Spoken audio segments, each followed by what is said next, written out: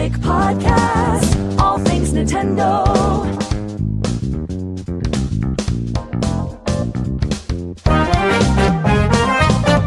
Yeah! All right, we are live. Welcome to the Nintendo Topics Podcast, Pokemon Edition. Oh, yeah. We are celebrating the 30th anniversary of Pokemon. Today, we just had a Pokemon Presents. I think one of the best we've had in a long, long time. But before we go into that, I want to go ahead and introduce my amazing co-host right next. I'm not sure if it's like this side or this side, you know. Paul, the Great, the Gale, the Force Network. I think he also had a game, one of his games announced today during the event. So, how you doing, Paul? That's right. I'm doing well. Thank you, Mike. I'm proud to announce that one of my games is indeed available. Well, debuting next month. Yeah. And next year, one of my games, you could kind of say, is also coming out. Which is? Pokemon Wins. Wins? Like, how is that related to Gale Force? Yeah, Wins okay. is a Gale Force. Okay, Gale Force. Yeah, Wins. Okay. I thought you were referring to Wins in another. No, we got Pokemon Wins and Pokemon XD Gale of Darkness, both brought to you by me. It's been a good week. It's been a good day. We had the Pokemon Presents. Mm-hmm.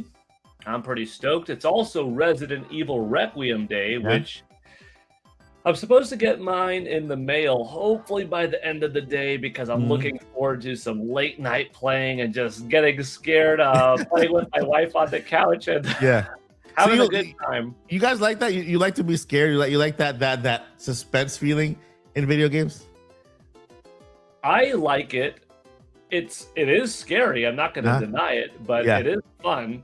You know, I'm the kind of guy that once in a while, way back in the day when I worked at a movie theater, and we would get to watch movies and screenings on ourselves. I don't remember the movie, but it was like I was 19 years old, so it was a while ago, right? Yeah. And it was a horror movie that was coming out that season, and I made sure I went to a late night showing. There was nobody in the audience but me. No one to my left, to my right, behind or front. And I just sat there in the middle and I watched that thing. And I walked out of that theater like clenched fists, like, was not good. But it really did something to you. Like, everything's fake. It's just a movie. Yeah. There's no demon gonna pop out from the trash can. Nothing. But like, well, it got me. And anyways, there's a story to that. But yeah, once in a while, it's all good. Yeah. And shout out to Ash Gaming for gifting Paul Gale Network one gifted membership. Thank you, Paul. Thank you for supporting Paul on his channel. And again, guys, you can also super chat on either channel. So we're co-streaming here. And shout out to also our co-host, by the way, Joycey J. She has family over, and of course, that's the one rule. One of the rules on our podcast is whenever we have family over, family events, family is always first. And so Joycey is right now with family, you know, enjoying herself with family. And so we give send our love to Joycey, shout out. And of course, she'll be back with us next Friday. She might pop in the chat here once in a while, but she will be here next Friday sharing her story of playing Breath of the Wild while having her mom watch her play Breath of the Wild, which is, you know, we'll find we'll see how that worked out for her. But shout out to Joycey J. And we had a Pokemon Presents.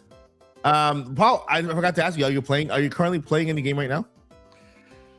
I want to play Resident Evil Requiem. Oh, you're expecting that one. No, I'm playing a little bit of FF7 Remake Intergrade still. Okay.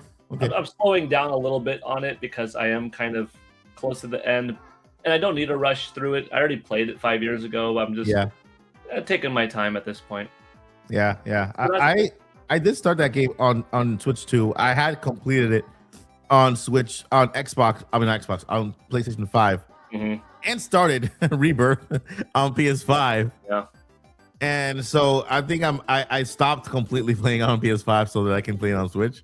So I'm on the same boat. I'm on the same boat when it comes to that. I'm playing Twilight Princess on Wii U. That's cool. Yeah. So playing that one. Mario Tennis Fever is a great game story wise. It made me rage quit about 3 or four times.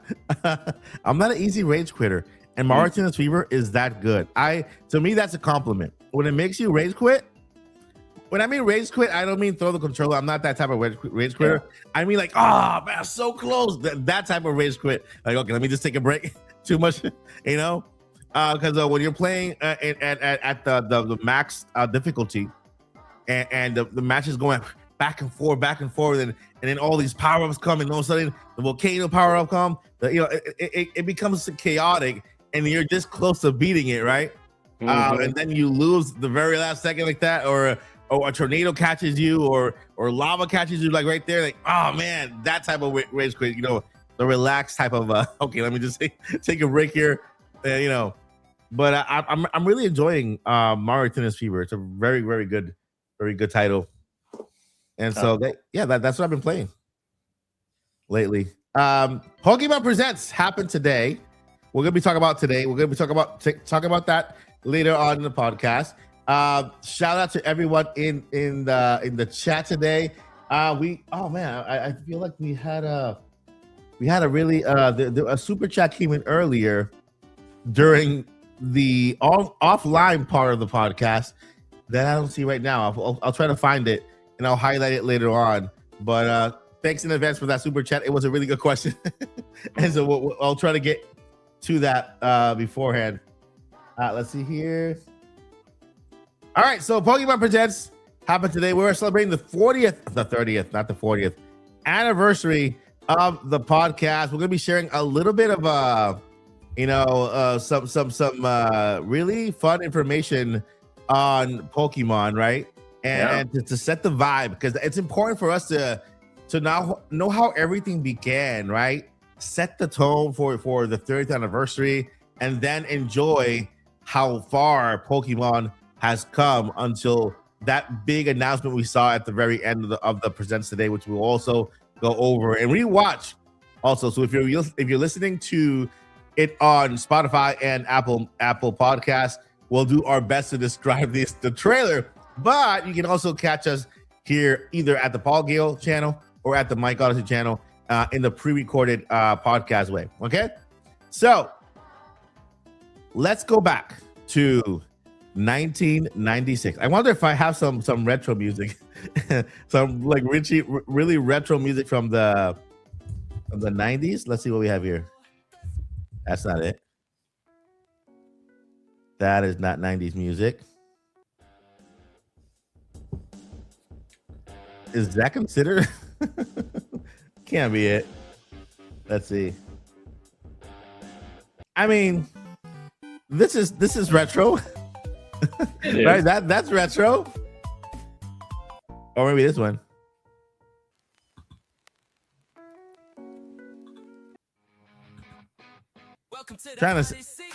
No, that's not retro. I'm trying to set the mood for the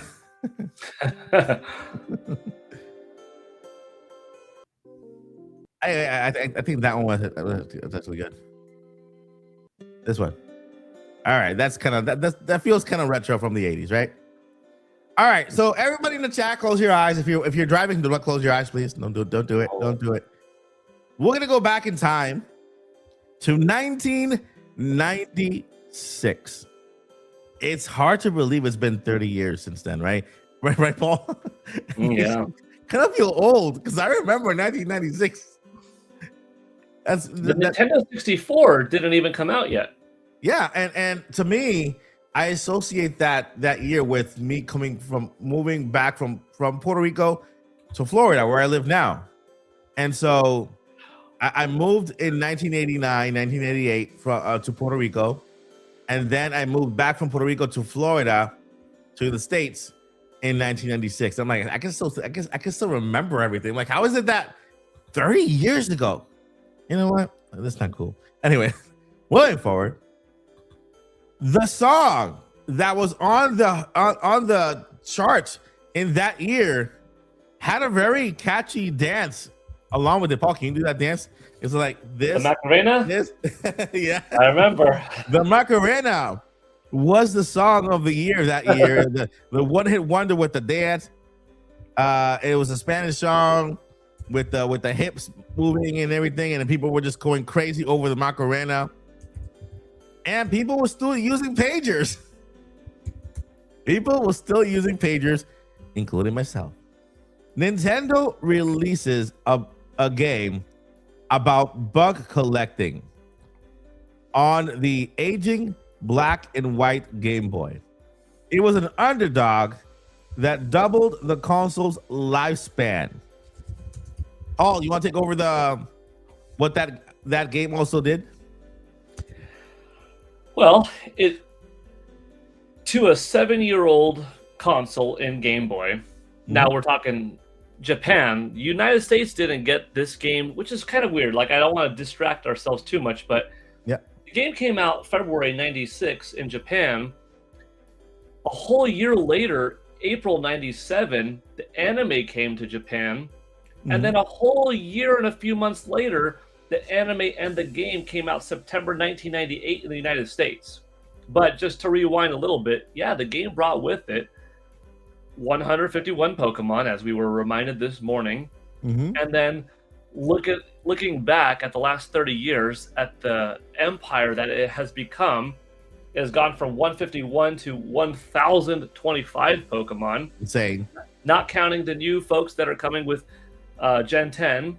And it's now a media empire worth over $115 billion. It is the single most wealthy IP there is, more than Star Wars, more than Superman, Spider-Man, more than Marvel. And I mean, think about it like this.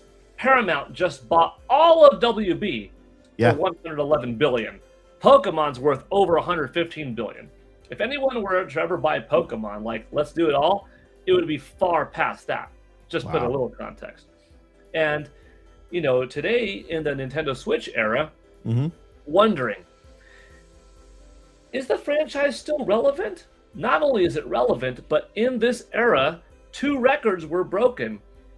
One, here was the peak of Pokemon, Red Blue or Red Blue Green. It has never gotten past this. It got close with Gold Silver, but it has never gotten past this. In the Nintendo Switch era, Sword and Shield became the new number 2.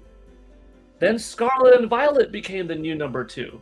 So in this Nintendo Switch era, it passed the never attainable beating of Gold and Silver. It still didn't top the original 3 in Red, Blue, Green, but that's still phenomenally powerful. It's still a relevant franchise.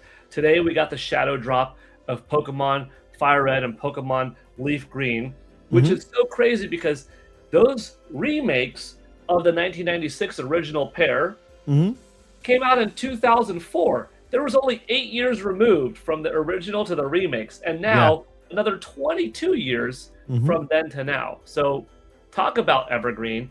If you're on the eShop right now, you might even be struggling to download them because everybody is trying to get them, and hopefully that's be correct. That's a That's a great breakdown, and thank you so much, Papa, for sharing that information. That's amazing. Pokemon is just one, or I guess the best selling franchise. I think, you know, in Nintendo, in Nintendo, I mean, the game, it doesn't matter what type of game it is, it always does well. I know there's a lot of what, the game has a little glitch here and there. That doesn't bother the fan base whatsoever. They are there day one for Pokemon, and it shows year over year. The cool thing about the history of Pokemon, which, by the way, you know, we're not just talking about the present. We're dedicating this episode to Pokemon. We're talking about the history. Paul talk about the numbers, which is insane. 115 billion empire. That's crazy. From 151 Pokemon to 1,025. You said, Paul, right? 1,025. Yeah. That's a lot of Pokemon to catch. It's you wonder why you can't have all of them in one game anymore. Exactly. Imagine having 1,025 Pokemon in one game. catching them all is it'll take you quite some time. But there's also a really cool little detail about Pokemon, and I love it that it's kind of like a parallel to Zelda. So for Zelda fans out there who are not really big into Pokemon, or if you are more a friend of another, this little detail from Pokemon's past might give you a glimpse of how Pokemon came to be. Okay, so Satoshi Tajiri spent 6 years developing this because he wanted kids in cities to experience the joy of catching insects. All right, in the Japan countryside. All right, and if you are a Zelda fan, you know that Miyamoto Zelda was also inspired by his adventures going out in the field and exploring and going to caves and just having an adventure, right? And so these two games have this parallel on how they both were created. They were inspired by inspiring kids and even adults go out there and explore the world and see what the world has to offer. Insects were the motivation for what Pokemon are today, right? And I know we have now it's expanded to birds and to different type of critters. Actually, there's a Pokemon for everything, right? Birds, creatures of the sea, and even mammals. You know what I mean? There's a Pokemon for everything. What a cow is in our world is basically called a Pokemon in their world, and so it's very when you come to look at the history of Pokemon, it's really kind of like lighthearted and really nice to know about that you know, when they decided to make these games back in the day, they were inspired by the great outdoors. They were literally touching grass and wanted the kids to also do the same. And so let's see here. All right, and now we're here 30 years later. All right, and Game Freak took a risk on an underdog, released a console everyone thought was dead. This is the ultimate example of Nintendo's lateral thinking with withered technology, and they didn't. For example, let's see here. Let me go ahead and read this here. Since you're happy Pokemon Day, 30 years ago, Game Freak took a risk on an underdog release for a console everyone thought was dead. This is the ultimate example of Nintendo's lateral thinking with withered technology. They didn't need, they didn't need 64-bit graphics to start a revolution. They just needed a link cable and a great idea. Deep fact: did you know that the missing number glitch we all use to duplicate rare candies was actually a programming overflow error that Nintendo warned could corrupt your save file? We didn't care. We just wanted those level 100 Pokemon. And so that itself then became a feature, became something in future games. Let's see here. Probably want to share little more details here we have. Oh.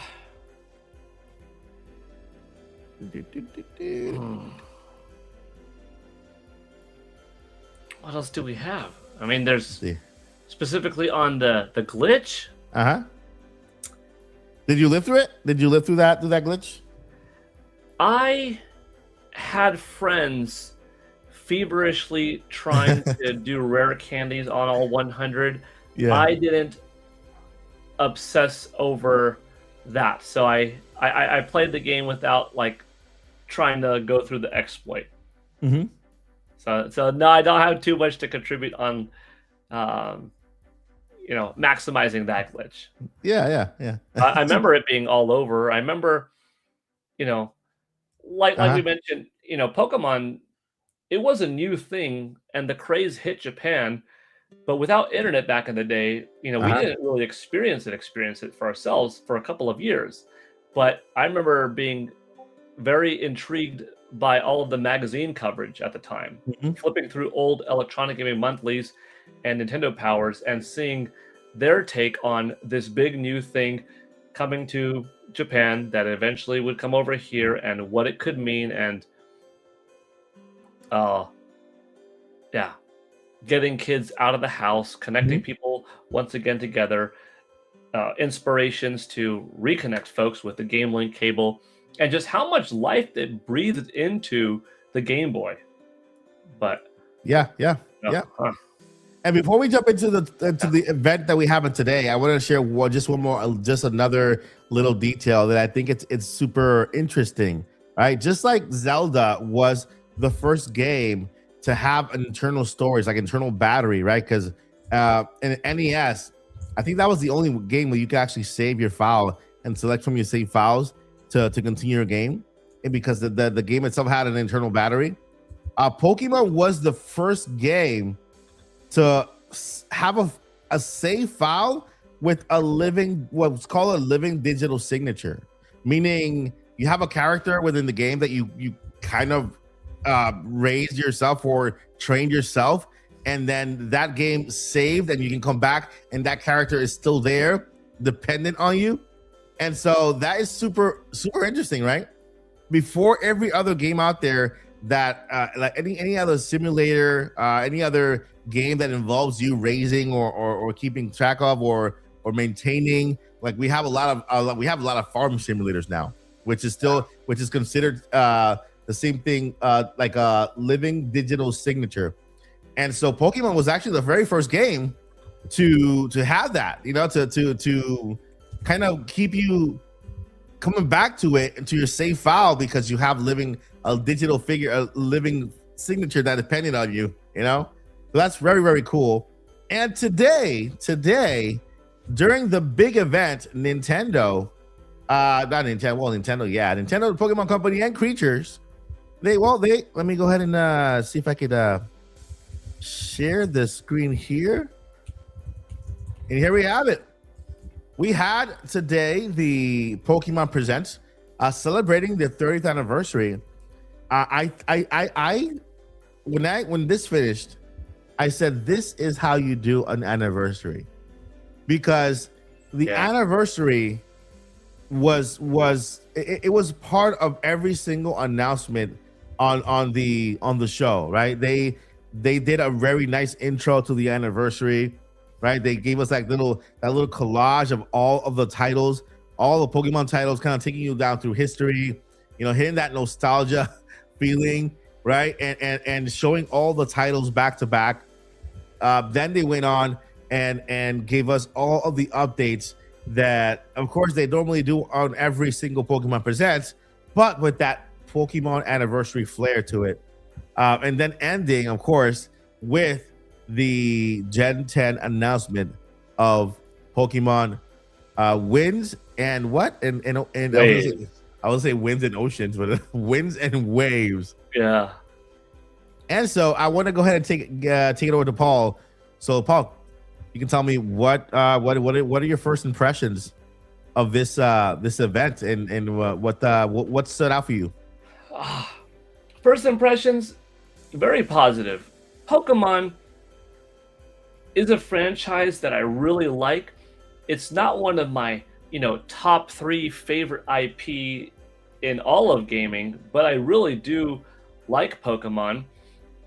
I've been a longtime fan. I was there from the beginning with the anime. I still have all of my cards, which is another thing we didn't talk about. We got the anime, the cards, and the games, like all in this period. Yeah. Of like 1997, 8, etc., 6, with Japan coverage. And there's just a bit of nostalgia when they're going through the history of the series as they're opening up, showing you the games, going through that music. It just gave me chills. And I thought, like you said perfectly, this is how you do an anniversary celebration. It was the right length, and it capitalized on, here's some DLC for a game we already have. Here's something for the iPhone, Android users out there. Here's some free stuff that's getting an update. Here's something new in Champions. Here's something that we're doing in the outside world we're having 3,000 people present, and we're having a bigger stadium to cover all this people. And here we're having an addition to the digital card collection. By the way, today available are 2 classic games out now on the Nintendo Switch eShop. Oh, by the way, next month is an NSO drop. in Pokemon XD Paul Gale Network of Darkness, you know? And then it's like, whoo, man, we knew there was going to be that one more thing.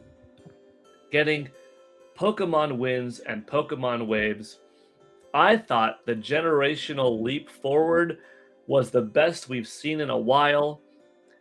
I think the 3 starters all look cool. The graphics and the ambition is higher than ever before. And I'm happy that it's coming out in 2027. Mm-hmm. Because I was looking back last some odd weeks and I'm like, you know what? Ultra Sun and Ultra Moon came out in 2017. There was only a 2-year gap between them and Sword and Shield. Mm-hmm. After Sword and Shield, there was a 3-year gap between them and Scarlet and Violet. Mm-hmm. So I was kind of prepared for a 4-year gap to this November. Maybe we would get Gen 10. No, it's coming out next year. That's 5 years of development in between, or at least 5 years of time. So I'm sure they're cooking.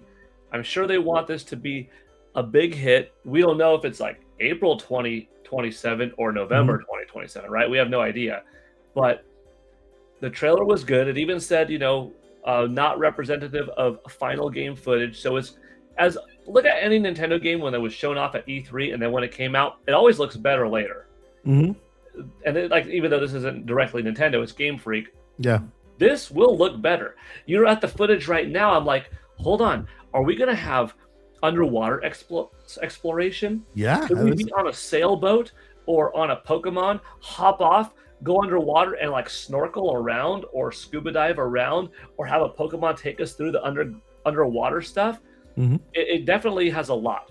And they showed Pokemon Pokopia, which I can't forget about. That comes out next week. Like, man, this was how you do a celebration. Mm-hmm. If Pokemon was my favorite IP, I would be through the roof. And I do like it a lot. So I really did think it was cool. Yeah, yeah.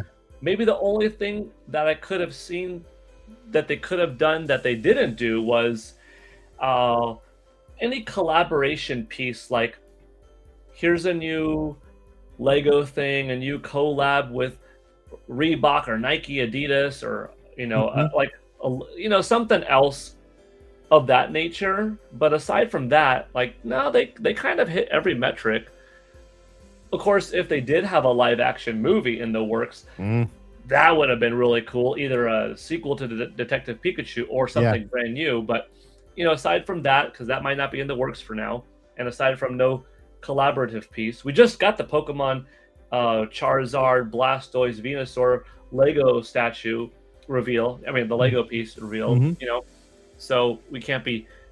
We could lump that in because that's a part of the 30th anniversary. Mm-hmm. But yeah, no, it fired on all cylinders. It was solid. Just a heads up, we do have massive amount of shout outs to provide here. On a whole, I could probably just number maybe over 50 memberships, new membership gifted. We will get to that in just in a little bit, because there are a lot. There is a lot to go over, and I want to just thank you guys for your support, for supporting Paul and I on the channel here with all those amazing membership gifted. And I will go ahead and shout out those in just a little bit. So, but once again, thank you so much for all those gifted memberships. Well, yeah, Paul, the Pokemon Presents today was, from the beginning, it was a love letter to Pokemon fans, especially when they started with showing at this right here, the beginning of the presentation here, where they showed all of the Pokemon games just like that, back to back, and just taking you through the journey of how it all began. The cool thing is how it started. The very first screen of a Pokemon game, right? Very first screen of a Pokemon game, right? It's just so cool and then the president and CEO of the Pokemon company coming up and being there for this special event alongside Pikachu is also a very nice and beautiful nod to the franchise. Not forgetting the Game Boy. All right, the Game Boy little music player that nobody saw coming. Nobody saw this coming, And the thing is that last week we were talking about a patent. Why is Nintendo patenting a Game Boy? The patent. Like, why is Nintendo patenting the Game Boy if we have Game Boy on NSO and it has like the it was describing the Game Boy? I'm like, okay, there it is. There is the patent come to life once again for this little mini Game Boy. And the cool thing is that you can buy cartridges and they each have music. I'm not sure if they're going to sell the cartridges, all these cartridges together with the Game Boy, or you have to buy it separately. 45 songs, 45 cartridges. It's a collection, so I'm guessing you have to buy them individually. And so that was a big surprise too. Another big surprise was the event, Pokemon event that is taking place where? In San Francisco this year. Oh, I thought you were asking me like in the. Sorry. What happened? I thought you were asking me in the moment. My mind was on where is Gen 10 set for some reason. I was like, I don't know. I don't know either. I don't know. But the Pokemon World Championship is in San Francisco this year, Paul. Yeah. We can both attend. Yeah. Make a little cool video there. I mean, it's a couple hours away from you, right? Yeah. And so I'm excited because I've seen all these amazing events and displays that they do for the World Championships like last year. And so having it in San Francisco in the United States this year is awesome. They showed a lot of the crowd. I mean, they go big. They go big with these events. The displays. The president was there. And even the championships, like watching the last two fighters, battle each other. It's a huge event that feels like you're actually in a Pokemon, in one of those Pokemon championship battles, which is cool. The museums, the merch, of course, the cosplay, the art. I mean, everything looks fantastic, and I want to go this year. I'm like, okay, this is here in the United States. We have to go this year. That's one of the things they mentioned. Let's go ahead and go. Of course, all the apps receive updates based on the 30th anniversary of Pokemon. Pokemon Go is still alive. Let's see here. This right here, this is a part of what? This is part of the what are the apps, right? Pokemon Unite. Yeah, Pokemon Unite. Got Pokemon Unite. We have something with this. Let me see. This is another game that. This is the Fire Red and Leaf Green. Can you imagine if they would have released a version, like an actual cartridge with the Game Boy Advance copy? Also, alongside this, like a re-release of a Game Boy. You know how some indie companies do? They release NES versions of a game now in 2026 or 2025. It would have been great if they released not only the Switch version but also a special edition cartridge for the Game Boy Advance Anniversary Edition, so the people who still have their Game Boy Advance can go ahead and insert that cartridge and play that game. Pokemon Champions is also a big game that people were anticipating. Got a release date.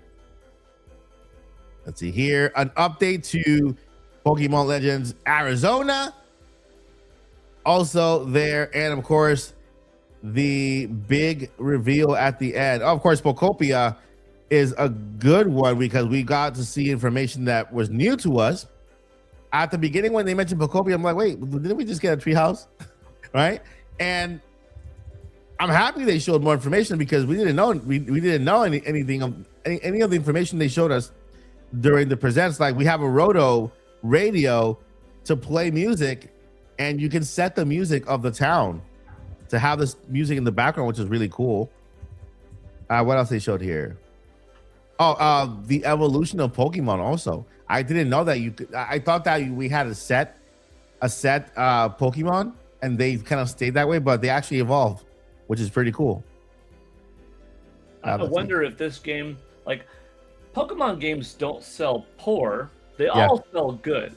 Side Pokemon games sell good enough, but not blockbuster. Like, you look at Pokken Tournament or new Pokemon Snap, they're not 15 million sellers. But this one it's got Pokemon, which already I'm like, okay, it's gonna sell a few million.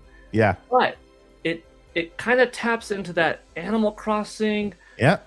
Roblox, Minecraft type of experience, and being able to explore and create, and it looks bigger. And the multiplayer aspect, I'm like, ooh, could this be bigger than most people think? I mean, unless most people are thinking, oh yeah, this is another 15 million seller. Like, I don't know.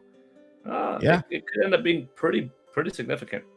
I agree. I agree, especially when I kind of already saw this game in a bigger light just because of the Animal Crossing esque kind of,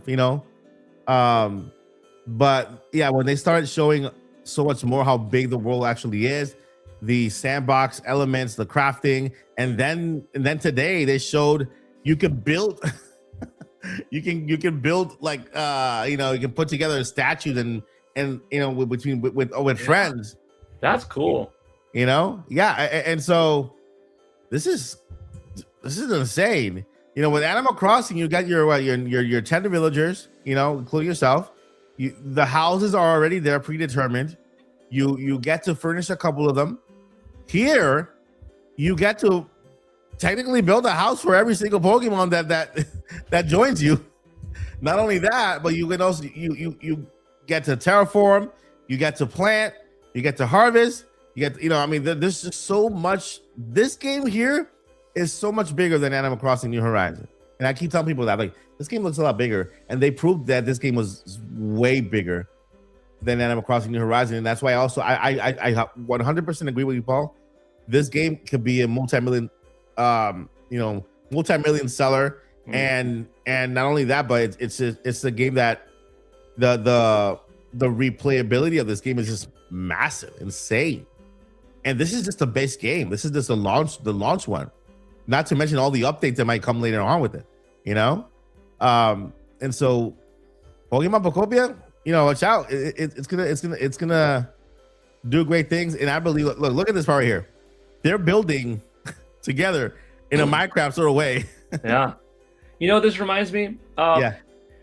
Fortnite has its main game, but Fortnite teamed up with Lego, and there's a whole side division in Fortnite called like Lego Fortnite or something like that. You could do multiple players, at least two, because I've done it with two. Like my son and daughter, like my son and me, my daughter and me. Like we've played Lego Fortnite together, and you could like make houses and construct stuff together like that. And that's actually a side fun kind of thing. So I don't know how big of a percentage of the overall Fortnite player cares for that, but this game is taking that aspect too. So it really is something that a lot of people like.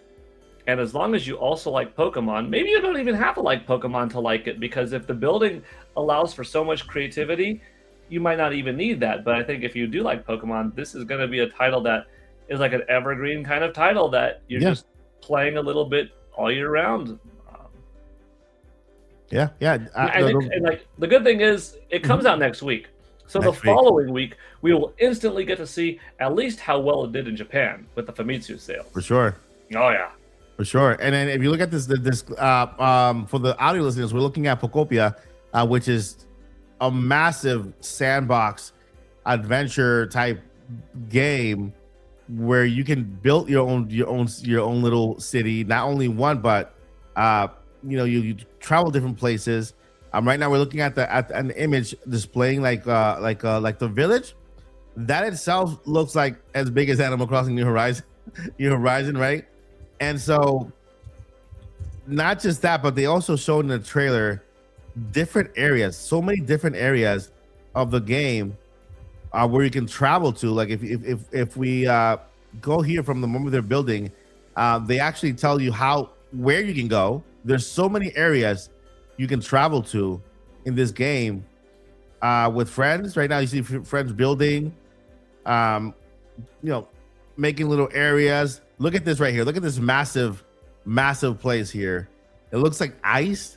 Then there's more trees there. A huge giant waterfall. Look at this area. A lava plate. like Minecraft, like underground, like the Nether. You know, and under there you see Pokemon that are from this area here, and then again another area here. This looks like a maybe ice or maybe a different type of cave where you have different type of Pokemon there, different atmosphere, different materials to cultivate so that you can kind of create new items and new products. I mean, this is just insane. Look at that, you know, and then look at that structure somebody built there. Yeah, I'm telling you. Go ahead, Paul. It's just it's given me in some ways like a little familiarity with Tears of the Kingdom when they showed the underground stuff, in Donkey Kong Bonanza when they showed, hey, there's like terraforming aplenty. And this is part of the power of Nintendo Switch 2 and having like a CPU that big and having this much RAM to allow us to do these types of ambitions and not have them go away when we leave. I think it's going to be a really cool, creator game. Yeah, it's insane. I do believe it's going to be bigger. It's going to be a massive game. And when you said that the evergreen of it, is going to continue to sell throughout the life of the Nintendo Switch system. It coming out near the beginning of it, like within the first I would say, within the first year of the system actually helps it a lot because people are going to jump to it. This holiday season, I'm sure a lot of kids are going to get this game, Pokemon Pokopia. People who are fans of Animal Crossing can be introduced to Pokemon, the Pokemon franchise, through this. And so Cozy fans all over the world are going to go nuts with this. I know there are going to be channels on YouTube built only on this game, because it is a sandbox game. There's so much creativity that goes into it, and no one will have the same exact, looking village, and it's massive. But people shouldn't fall asleep with Pokopia. The reason why we're hyping it so much is because it's coming out next week. If you're watching this podcast at a recorded later date, maybe it's out already. You can pick it up, but it's coming out next week. Next week is already March as of the recording of this video. We are in the very last week of February. February, bye. February has been fun. We've had a lot of cool things happening in February, but March is incoming, and the first thing we're getting is Pokemon Pokopia, and after that, of course, Nintendo went ahead and not Nintendo, a Pokemon company went ahead and just kind of showed us the cutest Pikachu couple ever. When I saw this, Paul, I'm not gonna lie to you, I thought it was a Detective Pikachu. Yeah, because the animation is good, and then you can see the fur, just like in the Detective Pikachu. So I literally thought, wait, Detective Pikachu, and this is the Nintendo Switch 2. This is Nintendo Switch 2's rendering. Look at that. And that was the introduction to the winds and the waves of Pokemon. I keep saying Pokemon waves and winds, right? It's Pokemon waves, and there's no legends or anything. Just Pokemon waves and Pokemon winds. No legends yet, but there's gonna be one. Yeah.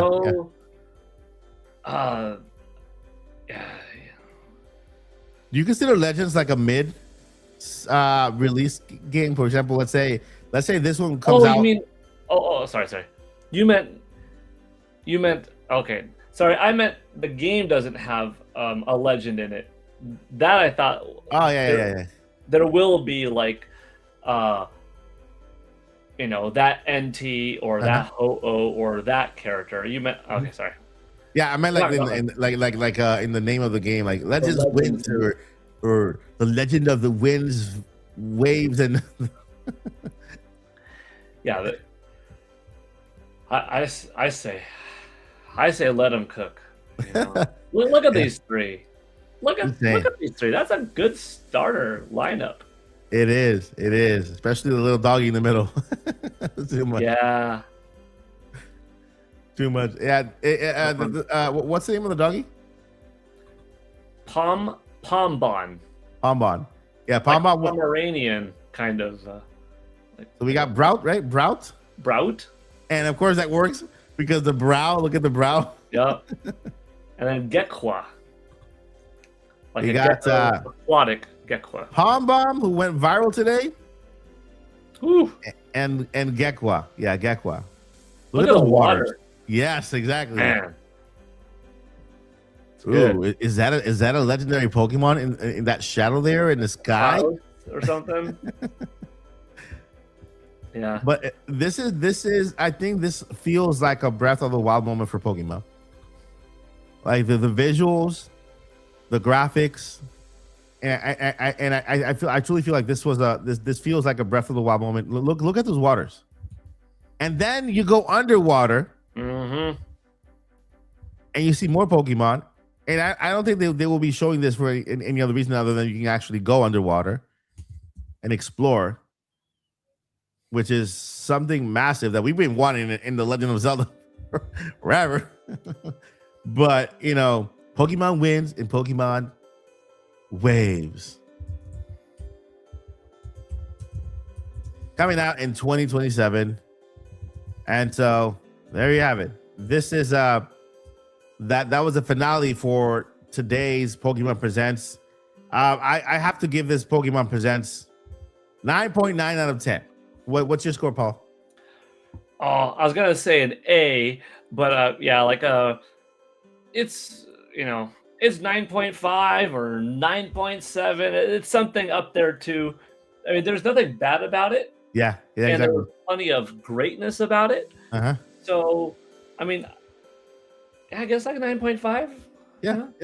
To me, I would have given it a 10 if I would have seen Detective Pikachu, the movie.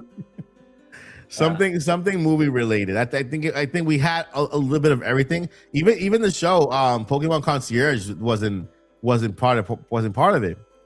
Did the show come out yet, or am I thinking wrong? They announced a second season. I don't know if that second season has debuted yet. So Pokemon Concierge is already on Netflix, right? The first season is. The second season. Okay, yeah, I just missed it. It came out September 2025. There you go. I missed it completely too. I didn't even know it was out yet. Yeah. So that explains why it wasn't part of it. It was already out. So, and I will watch it now that I got reminded by you. Yeah. That hey, that's a thing. Where is it? And like, because the first season was like a nice, fun little, cute little show that looked nice. It was different. Yeah. So I want to watch season 2. I just it slipped by. Yeah. I was like, I was reminded because I didn't see it there. I'm like, wait a minute, isn't that show coming out? And I didn't know it was out yet. So I reminded you, but you also you also told me that it was out. So we helped each other out. We'll watch it after the podcast. Yeah. All right. So right now we're gonna go ahead and I have to say, like, start this massive shout out of all of these amazing people supporting the chat, and starting with Blue Moon, 10 gifted memberships to the channel. Thank you, Boo. That's it, Blue Moon. Boo. Sorry.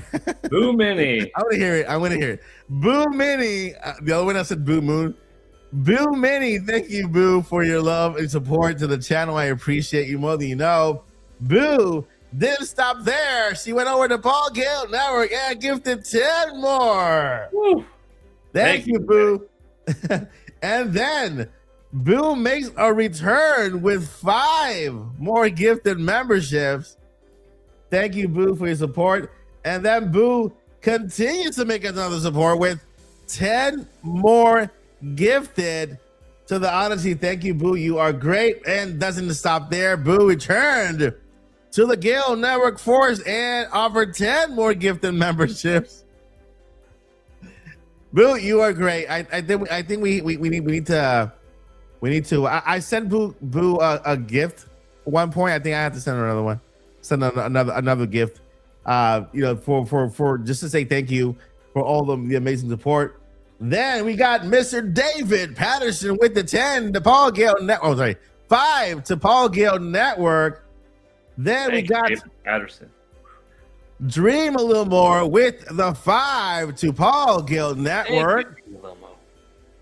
And then we have David Patterson again with the 5 to Paul Gale Network.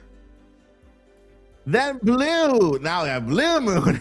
This is Blue Moon. Blue Moon with the 5 to the Odyssey. Thank you, Blue. I appreciate you more than you know. And then last we have the Polito. This is Polito. The Polito Dojo. Did I write that? Did I read that correctly, Paul? The Polito Dojo, right? Polito. The Polytoad Dojo. Polytoad. Oh, Polytoad Dojo. That's a cool name. Oh, okay. Yeah. Oh, all right. I see the image now. Wow. Polyworld, Over my head. Over my head. Polytoad. Celebrating 5 months membership on the channel. Thank you guys so much for your support. You guys are amazing. I really we don't have no words to describe how grateful we are to all of you for this amazing gesture. We appreciate you more than you know. And everything we do here on the channel and on Paul Gale Network channel is a labor of love for video games and for our community as well. So we just want to thank you for your support. And we also want to welcome all of the amazing people who have just joined us because of all of the all these membership gifted by Boo Mini, by Dream, by David Patterson, by Blue Moon. Make sure I don't miss anybody. And by Dream a little more. Thank you so much for your support and welcome everybody on the chat. Just a reminder, there is a lot of member content on the channel. I'm sure Paul also has a lot of member content on his channel as well. You have emojis you can start using. There is a plentiful amount of videos that are on the channel right now. You can go ahead and go watch. You can also let's see here. The Polytoad Dojo just dropped another 5, by the way. Wait a minute, is it still ongoing? Big We got thank here you. David Patterson for the 5 gifted to the Odyssey. Thank you so much, David. Appreciate you.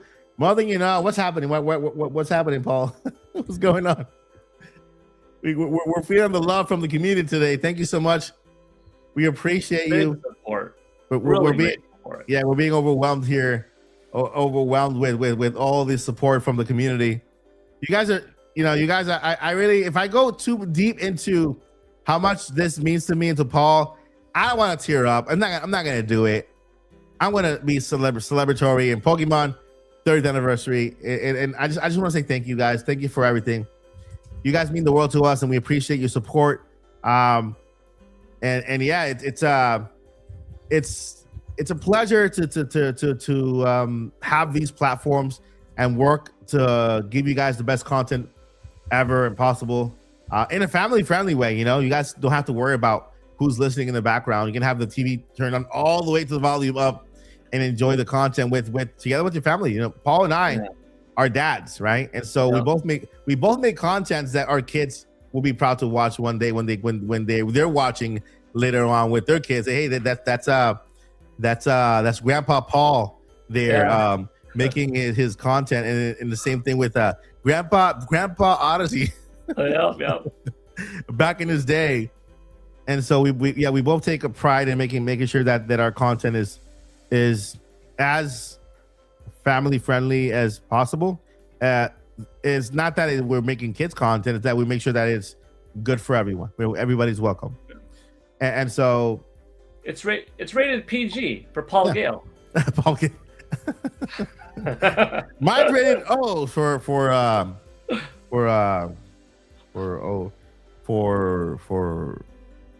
I don't know.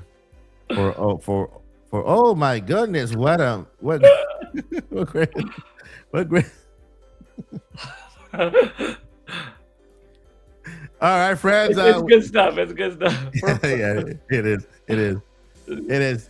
So, Paul, what do you have going on this week, and where can we find you? Let's see. Going on this weekend, there will be some new gaming history videos that will be going up on TikTok, X, YouTube, etc., where I am at Paul Gale Network. Let's see. Today I dropped a short for, obviously, what do you think today's short was? The gaming history today was Pokemon's 30th anniversary. How could I pick anything else for Can today? you imagine? Imagine the comments. You know that there's another thing today. I really hope that, I mean, if it's postponed till tomorrow, I could deal with it. But I'm really hoping that Resident Evil Requiem comes tonight. I know I could have bought it digitally because, like, when it comes to Game Key card and digital just makes it a little bit more convenient. But I really like that generation pack, that it was like this nice looking set. So that's what I went with. And I had a gift card to Best Buy. So I'm like, well, I'll take advantage of that, or a gift certificate, something like that. So if it doesn't come, I'll probably continue playing some Final Fantasy VII Remake Intergrade and, you know, family time, play, have fun, all that stuff. But yeah, how about you? Any plans for the weekend? Are you going to get Resident Evil? I am thinking about it. I'm thinking about it. The last time I played Resident Evil, Paul, I'm like a scaredy cat. Yeah. Last time I played Resident Evil, I was battling against Nemesis. That should tell you something. Yeah. You remember Nemesis on PS1? Is it PS1? Yeah. I played Silent Hill a little more than I played Resident Evil. But I might pick it up. Just to support the franchise, and you know, for making such a great job on that Switch 2 edition for the system. So I might give it a try. I can't play it in front of my family because they don't like they don't like horror whatsoever. And I'll just play with all the lights on. You know, I'll just make sure. That's the way to do it. Lights on, or outside in the sun, bright conditions. Right. In like at the mall or something, so everybody can just be around you, like totally not scared. Super sunny outside, windows open, lights on, and they'll make sure my dogs are in the room too, just in case. Have some light, fluffy music going on from like Super Mario World 2 Yoshi's Island had very light, fluffy music. Yeah. Yeah, Blue Moon says Resident Evil 2 was peak. Yeah, that's the one I played with Nemesis. Nemesis was awesome. All right, friends. What I have going on is, if you've been watching our news show, we start this week. Daily live news. It's been going very well. I'm surprised at how well people have received the show. A brand new show dedicated to live news. I tried this format a couple of times in the past, but I just couldn't find the schedule, where in the schedule to do it until we kind of settled on 5 p.m. You guys voted for 5 p.m. And so 5 p.m. I feel like it was a good time because people, at least in the eastern side, or they're coming home from work, either listening on their car on the way home, or pick up their kids from school. And so we've had a very good week of Monday through Thursday, because on Fridays we have the New Topics podcast. Monday through Thursday, Direct News is the name of the show, because it comes directly from me to you. So it's kind of inspired, of course, with the Nintendo Direct. It has like the little kind of same format and same font, same theme also.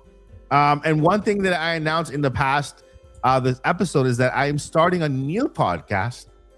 But this is not a regular podcast. This is, if you guys know, I'm super creative. I do my skits, right? I sing, I write, I act, and I love the arts. And so over the past couple of, I would say, months, I've been writing a story. And the reason why I've been writing a story is because Paul knows, Joyce, I've been trying to get into the lore of The Legend of Zelda. And when I remember things that I write. I remember things that I apply the most. And so I'm trying to play through Skyward Sword. See, I forgot the name. I forgot the name already. I'm trying to play Zelda Twilight Princess right now. And so I'm looking at things that happened there. I played through the last one that I played through. that I finished was, it wasn't a newer title. It was Skyward Sword. Yeah, Skyward Sword. And so I was inspired to write a new story that lives within the Legend of Zelda franchise and is about a character that you never see, There's a reason why Link has all this assistance throughout the entire franchise, where he finds these treasure chests inside the deepest dungeons, the most dangerous dungeons, and all these amazing places. And so I'm like, interesting. Link has this figure around him that makes sure he has everything he needs to complete these areas. Somebody who's already been through what he went through, leaving the keys in certain areas, in specific areas, so that Link can actually complete his mission. And so this is where this story was born. I'm going to show you right now the artwork. If you're watching on if you're listening, I am now showing the artwork of the new series. This is going to be a narrative story. It's called The Legend of the King's Shadow. Cool. An unseen chronicle of Hyrule. The good thing about Hyrule is there's so much going on around Hyrule that you don't, because we have Link and Zelda, the protagonist. There are other things happening in Hyrule, and it opens the world. It opens the map in order for you to write different stories within the same world. Link and Zelda are out there doing their thing, but in the background in Hyrule, there are other things happening, right? The kingdom still functions, and there are things happening. There's people that are still kind of on their daily routines, and this story is one of them. So it premieres on Monday. It is a podcast, but it's a narrative podcast, meaning I will be narrating the story to you. So think about back in the day in the radio time, where we listen to stories on the radio, with sound effects and some sounds here and everything. And so that's what this is going to be. I found a gap in YouTube and I want to fill it with narrative storytelling so that people can just play it in their backgrounds, listen to the story, episode 1, and then come back for episode 2. And so it starts on Monday, episode 1. My goal is to continue the series. I'm not written episode 2. I have 12 episodes of season 1, and of course season 1 does end. When you'll find out how. But hopefully you guys can catch to it. Of course, it's a fan made by me, The Legend of the King's Shadow. It'll be pre-recorded. You guys voted. You guys wanted to have pre-recorded so that I can premiere it, and I can be in the chat with you guys, listening to the story and interacting and kind of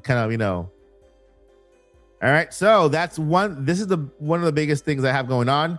I put the other one on hold, the visual novel that I'm also working on hold to do this one first. After that, I have other little projects going that I want to accomplish on for the channel, just to have some content that's evergreen that people can come back to. And who knows where this takes us, right? Imagine Nintendo says, "Hey, we like that story. We like that story." It doesn't interfere with what's currently out there. It kind of reinforces it. It's kind of like, it's okay to live with, because it doesn't really interfere with the lore at all. It just fills some gaps here and there that could, we can add. Nintendo will never explain those, so Yeah. But that's what I have going on. It's a big project. So if you guys pray for me. If you guys like candles, do it too. Whatever. I need everything because I want to get through it. I want to make sure that everything goes well, and then hopefully, I'm still debating whether it was going to be a daily or is it going to be a weekly show. So far, it starts Monday, and then we'll continue from then on. All right, that is going to do it today for the podcast today. Happy anniversary, Pokemon. 30 years of greatness. Here's to 30 more years of amazing adventures. Thank you, Paul. Thank you, chat. Mike, thank you, everybody. Yeah. Shout out to all the chat for the support, for those here watching the podcast live, for those listening. Thank you so much. Make sure to rate the podcast if you're listening on podcast on Apple Podcast and on Spotify. Make sure to leave your comment there and rate. We always get those messages. If you have questions, you can also leave them below and we will answer them in the following podcast if you're watching on Spotify or Apple Podcasts. Thank you so much. We'll see you guys in the next one. Before we let you go, we got two things we got to let you know. Just two. Just two tiny things we got to let you know. Number one, don't give up. Don't do it. Is that dice? Is that dice? Yeah, it was number 2. Oh, yeah, actually, it's two. Yeah, two things. There you go. It's two things. Number one, don't give up. Don't do it. You never know, guys. You never know. You're only one day away from making your dreams come true, right? You fight hard to get here. You made it this far. Why not continue fighting another day? You never know. So continue doing what you're doing. Never give up and journey on. The journey continues. Power, where's that? You know it. All right, guys. Take care. Bye. All right. Mid Topic Podcast. All things Nintendo.